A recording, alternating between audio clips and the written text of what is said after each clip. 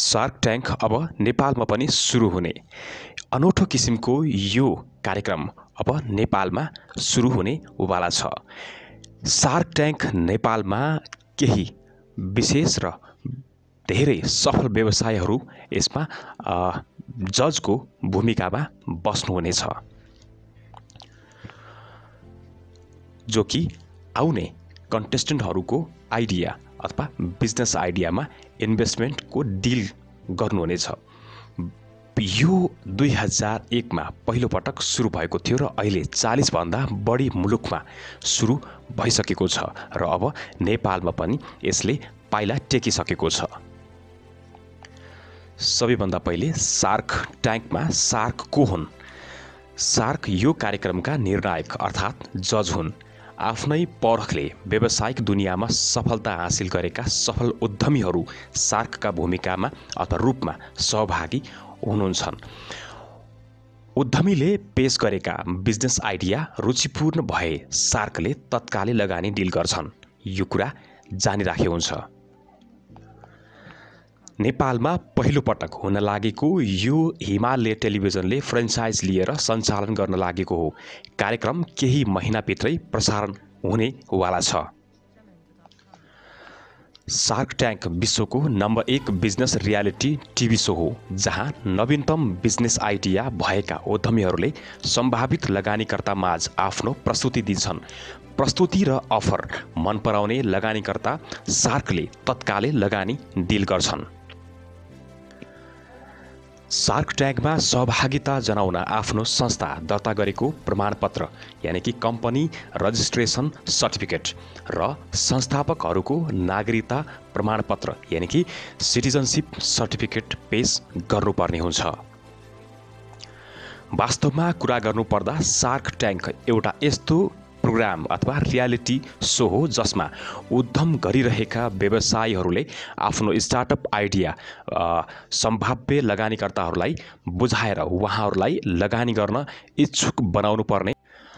अब कुरा गरौँ यो प्रोग्राम यानि कि रियालिटी सोको फर्मेटको बारेमा। शार्क ट्याङ्कको फर्मेट अरू अन्य रियालिटी सोहरूभन्दा भिन्नै छ। यहाँ प्रतियोगीहरूले बारम्बार पर्फर्म गर्नु पर्दैन। कुनै अन्य कन्टेस्टेन्टहरूले सँग उनको कुनै पनि सिधै कुरा अथवा कम्पिटिसन हुने कुरा पनि यसमा हुँदैन। शार्क ट्याङ्कमा आउने मानिसहरू अथवा उद्यमहरूलाई एकपटक पर्फर्म गर्नुपर्ने हुन्छ। मानिलिनुस् तपाईसँग कुनै एउटा बिजनेस आइडिया छ, त्यो पनि एकदमै असाधारण र तपाईलाई लाग्छ कि त्यो आइडियाले कुनै ठुलो धमाका गर्न सक्छ अथवा त्यसले ठुलो राम्रो आम्दानी गर्न सक्छ। तपाईँ के गर्नुहुन्छ?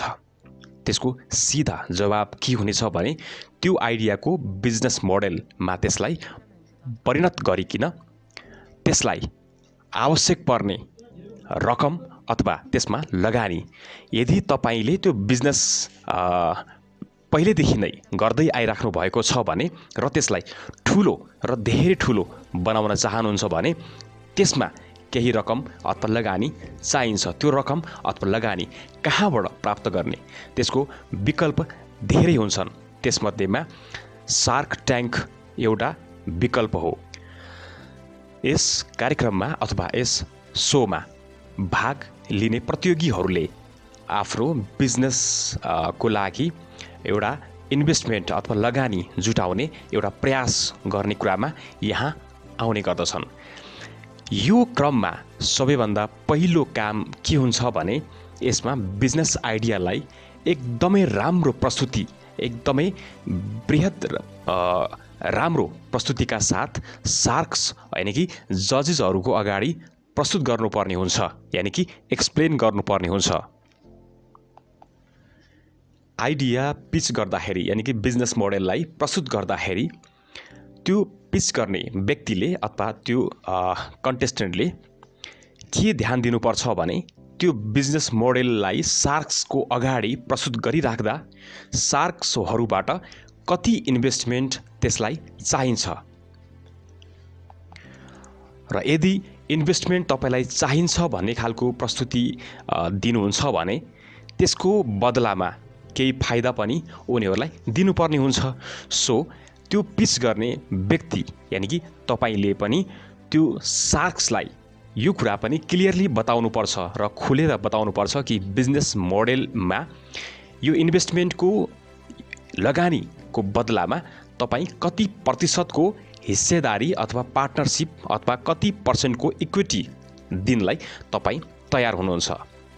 यदि यी दुवै काम हुन्छ भने त्यसपछि जजेस यानि कि सार्क्सहरूले त्यो पिचर्सबाट यानि कि जसले पिच गर्नुहुन्छ उहाँलाई त्यो विभिन्न किसिमका आफ्ना जिज्ञासा प्रश्नहरू गर्नुहुन्छ र त्यसपछि त्यो बिजनेस कति पुरानो हो, त्यसले एक वर्षमा कति इन्कम गर्छ, पछिल्लो वर्ष कति रेभेन्यू उसले कमाएको थियो, उसको मार्केटिङ प्लान के हो, यावत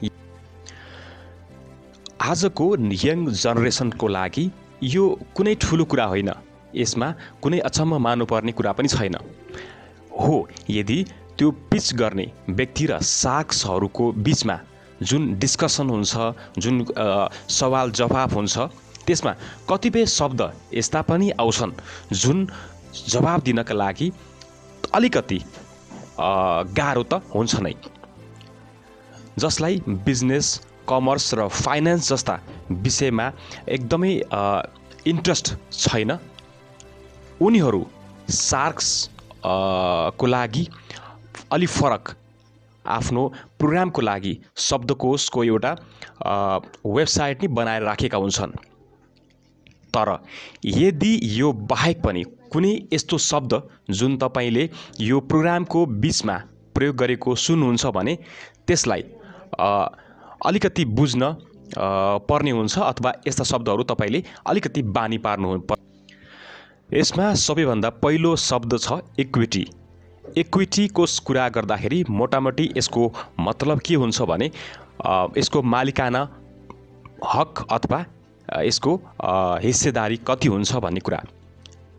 जब पार्टिसिपेन्ट्सहरूले सार्क्सको अगाडि आफ्नो आइडिया प्रस्तुत गर्दछन् तब भनिन्छ अथवा भन्ने गर्दछन् कि हामी यति इन्भेस्टमेन्ट तपाईले गरे बापत हामी तपाईलाई यति % को इक्विटी हामी तपाईलाई दिन्छौँ। अब यदि कुनै पार्टिसिपेन्टले भन्छ कि उसँग 1 करोडको इन्भेस्टमेन्ट उसलाई चाहिएको छ उसको कम्पनीको लागि भने त्यो बापत 10% इक्विटी हामी दिन तयार छौँ भन्छन्। यसको मतलब, यसको अर्थ के हुन्छ भने यदि कुनै सार्क्स बाट कुनैले पनि त्यसको ज्यादा बिजनेस आइडिया उसलाई मन पर्छ भने त्यसले एक्लै अथवा एक भन्दा बढी सार्क्सहरू अथवा जजेसहरू मिलेर त्यो पिच गर्ने व्यक्तिको बिजनेस आइडियामा अथवा बिजनेसमा एउटा इन्भेस्टर 1 करोड रुपैयाँ उनले लगानी गर्छन् र त्यो बदलामा त्यो बापत उनीहरूले बिजनेसको 10% यानि कि 10% को हिस्सेदारी उनले त्यसमा कम्पनीमा पाउँछन्। दोस्रो शब्द रहन्छ भ्यालुएसन। भ्यालुएसनको अर्थ के रहन्छ भने कम्पनीको कुल जुन अहिलेको माली हैसियत कति छ है, उसको माली हैसियत कति छ र यसको जुन पिचर हुन्छन् जसले पिच गर्छ त्यसको अफर को हिसाबले इक्विटी र त्यस बापत एउटा इन्भेस्टमेन्ट जो कि वाञ्छित इन्भेस्टमेन्टलाई कुरा गर्दाखेरि उनीहरूले त्यो बुझ्छन्। त्यसको उदाहरणको लागि यदि पिचरले आफ्नो बिजनेसको 10% म हिस्सेदारी 1 करोडको इन्भेस्टमेन्टमा दिन्छु भन्छ भने त्यसको मतलब के हुन्छ भने यो बिजनेसको कुल जुन भ्यालुएसन छ त्यो 10 करोड छ। यसरी बुझ्नुपर्छ किनकि उसले 1 करोडमा 10% को एउटा जुन इक्विटी दिन्छ भन्छ भने 1 करोडको बराबर 10 करोड 10% को इक्विटी दिन्छु भन्छ भने इन्टु 10 गर्दाखेरि 10 करोडको उसको भ्यालुएसन निकाल्न सकिन्छ। यसरी भ्यालुएसन बुझ्नुपर्छ। अर्को शब्द रहन्छ ग्रोस सेल्स। ग्रोस सेल्स यसको अर्थ यसरी मानौ कि कुनै एउटा चिप्स बनाउने कम्पनीले चिप्स बनाउँदा उसले त्यो बिक्री गर्दा एक वर्षमा 10 रुपैयाँको हिसाबले 1 लाख चिप्सको प्याकेट बिक्री गर्यो भने उसको सेल्स 10 लाख रुपैयाँ भयो, किनकि 1 लाख इन्टु 10 रुपैयाँको हिसाबले 10 लाख उसको ग्रोस सेल्स भयो। अब अर्को शब्द रहन्छ यससँग जोडेको नेट सेल्स। ग्रोस सेल्समा केही कुराहरू तपाईले कुनै कुराहरू निकाल्दिनुहुन्छ, त्यसपछि बाँकी बचेको नेट सेल्स हुन्छ।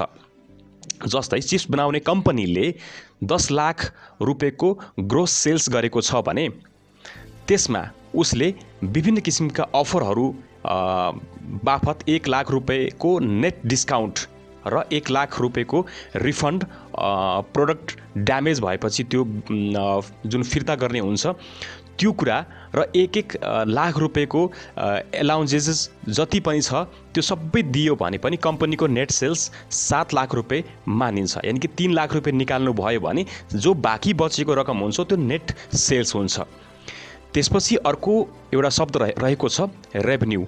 रेभेन्यूको कुरा गर्दा net sales, service income, investment income आदि सबैलाई जोडेर मिलाएर कुनै पनि कम्पनीको बिजनेस मोडेलले कुल जम्मा जति पैसा जम्मा गरेको हुन्छ अथवा त्यसले कलेक्सन गरेको हुन्छ त्यो सबै के हो त उसको रेभेन्यूमा त्यो जोडिन्छ। अर्को शब्द रहेको छ नेट रेभेन्यू। सबै खर्चहरू, डिस्काउन्ट, प्रोडक्ट कस्ट सबै कुरा तपाईले त्यसलाई निकाल्दिनु भयो भने त्यसपछि बिजनेसमा जति पैसा कमाएको एउटा तवरमा देखिन्छ अथवा नेट तपाईको हातमा देखिन्छ त्यो नेट रेभेन्यू हुन्छ। अर्को छ प्री रेभेन्यू। यो वास्तवमा कुनै इन्कम होइन, बल्कि अथवा यो बिजनेस सुरु हुनुभन्दा अलि पहिले कुनै पिच गर्ने पिचरले आकलन गर्छ कि उसको त्यो बिजनेसबाट कति पैसा उसले कमाउन सक्छ। त्यो एउटा आकलन भनेको प्री रेभेन्यू भन्छ। त्यसपछि आउँछ मार्जिन।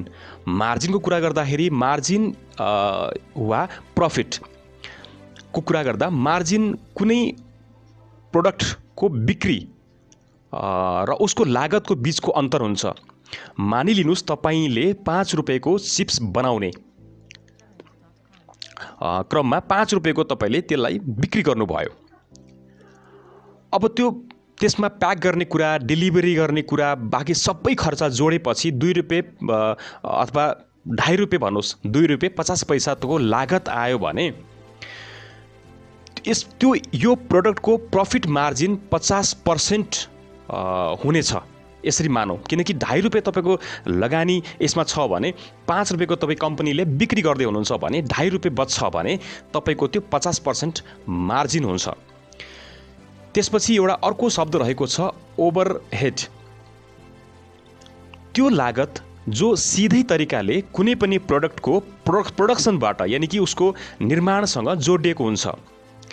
यानी कच्चा पदार्थ, लेबर कस्ट, प्याकेजिङ, डेलिभरी आदि यावत कुराहरू सबै जति आउँछ त्यसलाई ओभरहेड भनिन्छ।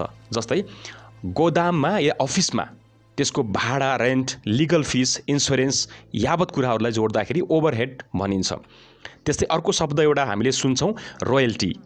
रोयल्टी यो हामीले बुझ्ने कुरा यसरी हो कि कुनै पनि कम्पनीको कुनै एउटा पेटेन्ट, कपिराइट या ट्रेडमार्क वाला कुनै पनि एउटा प्रोडक्ट छ भने त्यो कस्टमर्सलाई बेच्दाखेरि थर्ड पार्टी यसमा कुनै पनि तरिकाको इन्भल्भ हुन्छ र उसले हरेक प्रोडक्ट जुन एउटा पिस हुन्छ को सेल प्राइस को केही हिस्सा त्यसको वास्तविक मालिकले पाउनुपर्छ अथवा वास्तविक मालिकले पाउनुपर्छ, त्यसलाई रोयल्टी भनिन्छ। जस्तै उदाहरणको लागि मानिलिउँ मैले कुनै प्रोडक्ट बनाए, त्यसको पेटेन्ट कपिराइट मसँग छ अनि पेटेन्ट कपिराइट ट्रेडमार्क यस्तो मसँग भइसकेपछि त्यो कुरा मैले कस्टमर्सलाई बेच्नुभन्दा पहिले कुनै कम्पनीलाई दिन्छु र त्यो कम्पनीले बेचेर कस्टमर्सलाई बिक्री गर्छ भने त्यसमा जति उसको जो प्राइस हुन्छ, सेल्स प्राइस हुन्छ, त्यसको केही पर्सेन्ट रोयल्टीको नामबाट मैले लिन्छु, किनकि त्यो मेरो आफ्नो इन्टेलेक्चुअल प्रपर्टी हो जसलाई मैले दर्ता गरेर राखेको थिएँ। त्यसपछि अर्को शब्द रहन्छ स्केलेबिलिटी। स्केलेबिलिटी भनेको यो शब्दको अर्थ अन्दाजा तपाईँ यसरी लाउन सक्नुहुन्छ कि स्केलेबिलिटीको अर्थ बिजनेसमा ग्रोथ जुन छ त्यसको सम्भावना कति छ। कोही बिजनेस जसरी सेल गर्छ त्यसमा कसरी उसको सेल बढ्न सक्छ, प्रफिट कस्तो रहन्छ, मार्केटको डिमान्ड कस्तो छ, कहाँसम्म उसलाई पुरा गर्न सकिन्छ, यी सबै मानकहरूको आधारलाई बिजनेसको स्केलेबिलिटी भनिन्छ कि यो कहाँसम्म पुग्ने हो भनेर। त्यसपछि अर्को एउटा शब्द रहेको छ पर्चेस अर्डर। पर्चेस अर्डरको कुरा गर्दाखेरि यो एक प्रकारको एग्रिमेन्ट हो जसले तय गर्छ कि प्रोडक्ट खरिद्ने अथवा खरिदकर्ता व्यक्ति या बिजनेस सप्लायरबाट कुन प्रकारको रेटमा त्यो प्रोडक्ट को कति पिस उसले त्यो खरिद्ने गर्छ। जस्तै मसँग एउटा एग्रिमेन्ट भयो, त्यो एग्रिमेन्टमा मैले त्यो सामान प्रोडक्ट जुन खरिद्ने व्यक्ति छ त्यो खरिद्ने व्यक्तिलाई मैले एज अ बिजनेस सप्लायर मैले उसलाई दिएँ भने कुन रेटमा उसले त्यो प्रोडक्टलाई कति पिसमा खरिद गर्छ त्यो पर्चेस अर्डर हुन्छ। त्यसै गरी पेटेन्टको कुरा गरौँ, ट्रेडमार्कको कुरा गरौँ, कपिराइटको कुरा गरौँ, अथवा जुन एउटा अर्को शब्द छ पर्पिट्युटी। पर्पिट्युटी भन्नुको शब्द यो अलिकति तपाईँले नसुनेको शब्द हुनसक्छ, या पेटेन्ट, ट्रेडमार्क, कपिराइट तपाईँले सुन्नुभयो कि छ होला, त्यो एक प्रकारको एकाधिकार हुन्छ। तर यो पर्पिट्युटी भन्नेको अर्थको शब्द जुन छ त्यसमा हामी कुरा यसरी गरौँ कि